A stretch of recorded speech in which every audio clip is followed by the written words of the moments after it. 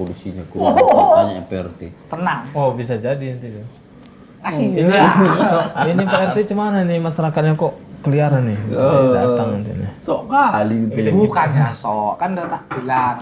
Assalamualaikum. Salam tulang.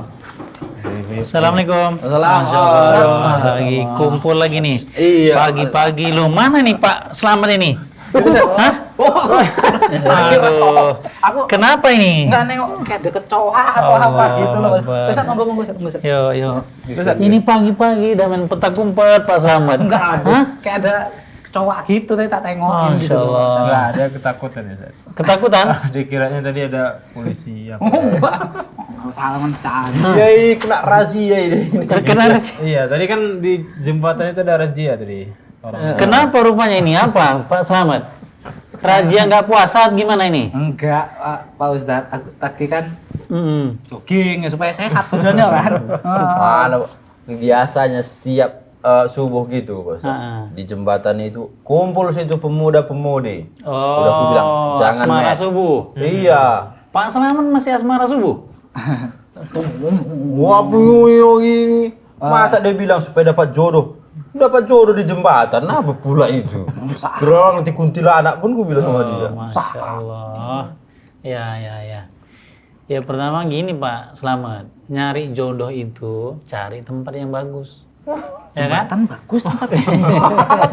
Bagus. Nanti jembatannya runtuh jadi masalah dia. Iya. Karena kata Allah itu kan al-mu'min lil mu'minat. Bahwasanya orang yang beriman itu pasti untuk yang beriman. Kalau kita di masjid pasti dapatnya orang masjidan.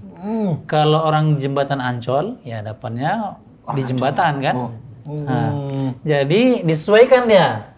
Mau bagus dapat yang bagus, cari tempat yang bagus.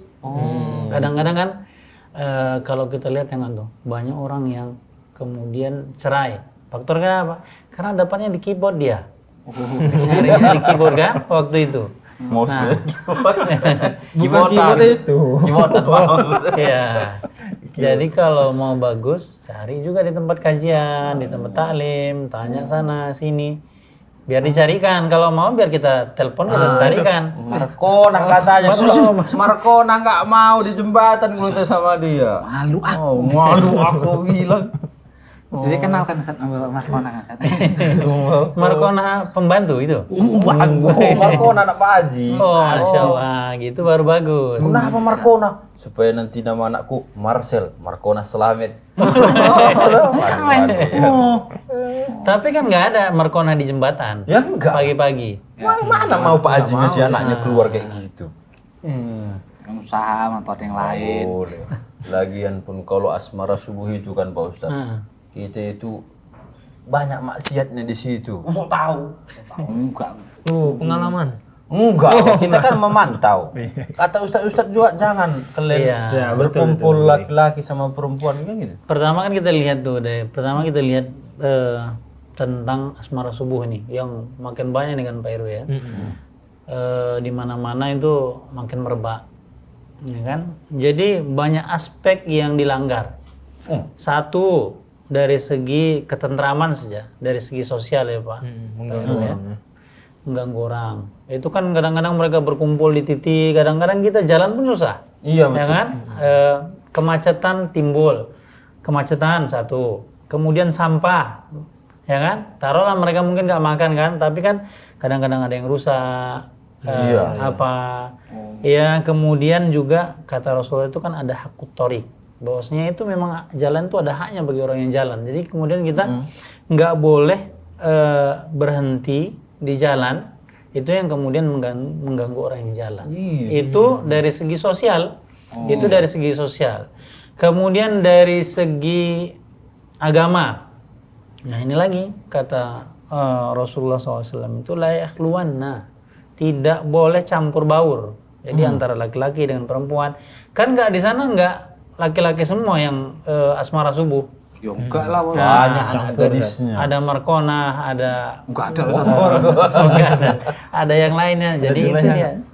Julehang. Nah, jadi itu dikatakan la yakhluwan rajulu bimra'ah. Tidak boleh gabung antara laki-laki dan perempuan dalam satu tempat. Cocok itu saat Ya, kita pisah berdua-duaan. ya kan? Zaman ada istilahnya kayak gitu. Iya, yang kemudian yang ketiganya adalah setan. Dalam artian dia akan terus dalam bimbingan setan. Oh iya, Jadi betul. temannya setan. Nah, Mereka itu udah berdua tadi. Iya. Datang selamat. Kan udah lengkap.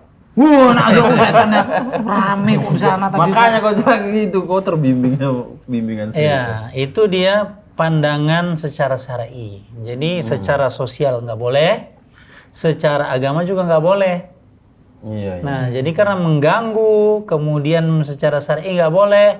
Yang ini kan asalnya kan kalimatnya itu pacaran pada bulan suci Ramadan. Asmara.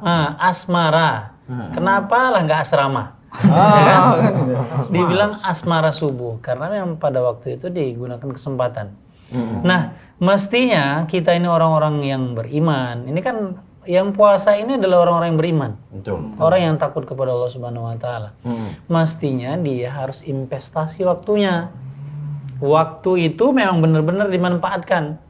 Iya. Contoh, kalau kita lihat sejarah tuh Rasulullah itu setiap subuh itu dia ngapain? Itikaf di masjid. Itu bukan bulan suci Ramadan. Itikaf membaca Al-Quran dan sebagainya. Kenapa? Karena di situ ada fadilah yang besar. Apa? Ketika orang yang duduk di masjid, itikaf, ini ketika subuh ini antara subuh dengan syuruk, ya kan? Dia nanti setelah itu kemudian sholat 2 rakaat, maka dikatakan dia mendapatkan pahala haji dan umroh. Itu luar biasa pahalanya.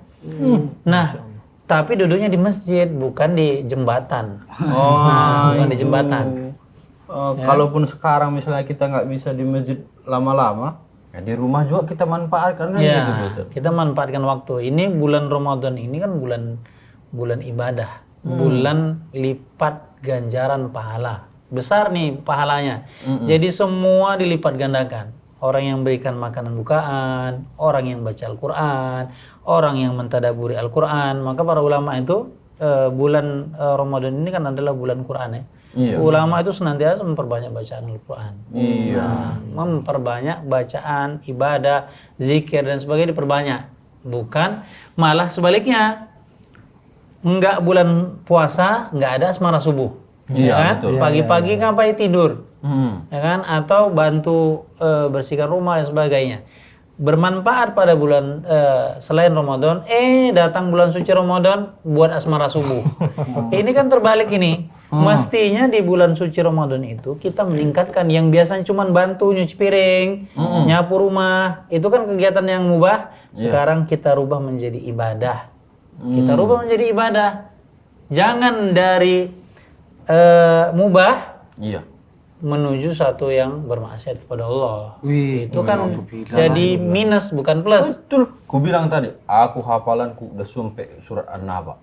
Allah, pertama. Nanti kalau dibawanya aku keluar nampak cewek ini. Hilang apa lah? Hilang nanti semua. Allah, pertama tadi maunya dia tadi Pak Ustadz. Iya, namun juga kita awalnya sor aku. Tapi kan gue pikirkan, ku nampak Al-Quran ini Oh iya betul kata Ustaz kemarin. Bulan Ramadan ada bulan Al-Quran. Bukan bulan asmara subuh ataupun bulan mencari jodoh. Tanya Ustaz ini. Jodoh itu datang, dicari tempatnya yang bagus, ya kan? Cari tempat yang bagus, yang benar. Kalau jodoh itu pasti gak kemana, ya kan? Usaha, tapi usahanya jangan yang salah. Nah, kan ada orang sama ini rezeki. Jodoh itu kan rezeki, menjemput rezeki, ya kan? Rezeki itu kita jemput. Bagaimana caranya? Kan ada orang contoh, kenapa jadi maling? Itu menjemput rezeki juga, usaha. Ada orang yang bekerja, menjemput rezeki juga. Sama juga mencari jodoh, menjemput jodoh itu ada 2 jalannya. Jalan yang benar, jalan yang nggak benar. Asmara subuh adalah termasuk jalan yang nggak benar. Bener Om Miring. Nggak bener. Datangnya aja Pak Haji, Markona tadi minta sama Pak Haji. Kalau enggak kita bareng-bareng kita ke sana sama Pak Haji. Malu aku Pak. Malah milih Pak Ustadz ini pula. Saingan. Gitu. Terus Pak Ustadz, terkadang kita melihat dari contoh sosial. Kegiatan-kegiatan ini bisa mencontohkan ke generasi lainnya lagi nanti kan Pak Ustadz. Betul ya Om Miring. Itu harus kita cegah itu. Makanya kita yang tua-tua ini jangan kasih contoh. Betul itu. Betul ya, gue bisa ulangi lagi nanti. Iya, itu dapat dosa kan? Iya, Dan karena kita memberikan contoh ya, dan kita berpikir setiap kita melakukan itu, ya kan, bukan hanya sebatas kita selesai, bukan. Karena kadang-kadang belum tentu. Contoh kita misalnya berikan sedekah, dilihat orang ternyata ikut. Sama juga kita nongkrong di di jembatan. Ada orang ikut. Ya hari ini mungkin Pak Slamet cuma 3 orang. Besok orang lewat, kayaknya enak itu timbang aku di rumah baca Quran kayaknya capek, diomeli aja. Atau di rumah kan, aku bagus nongkrong di sini, kumpul rame orang jadinya, laki-laki, perempuan semuanya. Ada yang nggak nutup aurat, ada yang nyeritakan orang, udah campur lah semua di itu, ya kan? Nah, orang kan terus ikut ini, jadi ribuan orang. Jadi hari ke-30 Ramadan sudah ratusan orang, bahkan ribuan yang ikut Pak Slamet. Nah, jadi itu kan jadi banyak orang yang mengikuti. Kata Rasul itu dikatakan man sanna sunnatan hasanah, orang yang berikan contoh baik.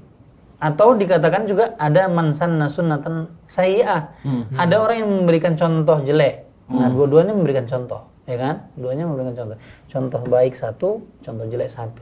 Dan kedua-duanya mendapatkan berdasarkan yang dilakukannya. Yang baik dicontohkan mendapatkan terus pahala. Yang jelek terus mendapatkan dosa. Alhamdulillah. Kancang, yang bagus-bagus kita contohkan, kita tunjukkan. Apalagi kau ini orang yang dekat sama Pak RT bilang jangan kumpul, kau pula yang kumpul-kumpul. Kau pula yang langgar. Nanti orang pikir, ini kan orang dekat Pak RT ini, bolehlah kumpul.